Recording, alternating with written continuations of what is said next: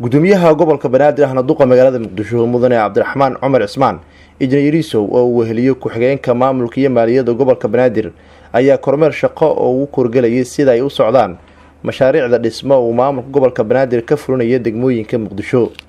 gudoomiyaha ayaa ugu horeyn kormeerkiisa ka bilaabay garoonka kubadda cagta qoob doore ee degmada Kaaraan oo uu ka socdo howlo dib u dhis ah isla markaana loo dhisi doono si casri ah, waxaana dhismaha garoonkani uu qayb ka qaadan doonaa xoojinta horumarinta sportiska iyo dhiirigelinta dhalinyarada. degmada Howlwadaag oo uu ka socdo mashruuc dib u dhis lagu sameynayo ayuu kormeeray duqa magaalada Muqdisho isagoo kula dardaarmay howlwadeenada mashruucan fulinaya in ay dedejiyaan dhismaha xarunta degmada si shacabka loogu fududeeyo adeegyada ay u baahan yihiin. waxa uu sidoo kale gudoomiyaha booqday dhismaha masjidka degmada Howlwadaag oo ay burburiyeen argagixisada xilli lagu cibaadeysanayay.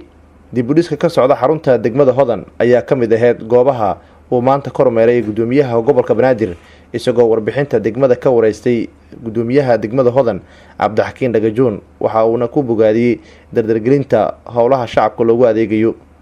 ugu dambeyntii gudoomiyaha gobolka Banaadir ahna duqa magaalada Muqdisho mudane Cabdiraxmaan Cumar Cismaan injineeriso waxa uu booqday warta kiiloomitir 4 oo loo diyaariyay in ay isugu yimaadaan biyaha roobka si xilli roobaadka uusan hakad u gelin isku socodka wadada muhiimka ah ee isku xirta isgooska lambar 4 iyo eelaboorka Aadan Cadde. kormeerka markuu soo ilaaday waxa warbaahinta qaranka si guud ula hadlay duqa magaalada Muqdisho mudane injineeriso. waxaan u taaganahay hari habeen inaan shacabka u adeegno isla markaan howlahaas muhiimka aan u qabanno mar haddii hawsha naga dhamaato tan labada degmo noo dhamaato garoonka qoob dooro dhamaado inta wax ku faa'iiday waa bulshadii ayaan adeeg ugu qabanayna. intaas waxaa sii dheer markaad fiiriso qoob dooro degmooyinkii iyo halkanba dad fara badan oo shaqaalaha ka shaqeynayo dhismaha intuu socdana ay u ahayd shaqo abuur oo runtii muhiim u ah bulshadeena Soomaaliyeed. annaga haddaan nahay maamul gobolka Banaadir waxaan u adeegayna waa shacabka.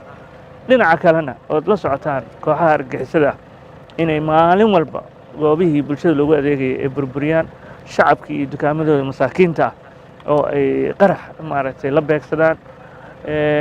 ayagana waxay wadaan dumdumintii iyo qaraxii ay shacabka ku wadeen, annagana waxaan wadnaa dib u dhiskii iyo hagaajintii shaqo abuurkii shacabka.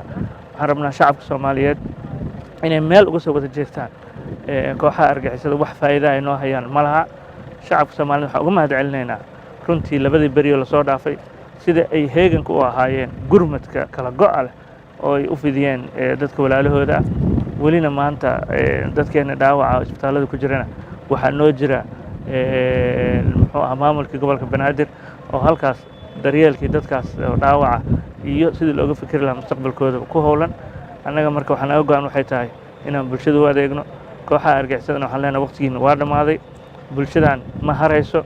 wax kastoo samaysaan waxaan kasii qaadaynaa dhiirigelin iyo inaan bulshada u adeegno. waa mahadsantihiin. Nuur Saciid Taaliil, warbaahinta qaranka Soomaaliyeed, magaalada Muqdisho.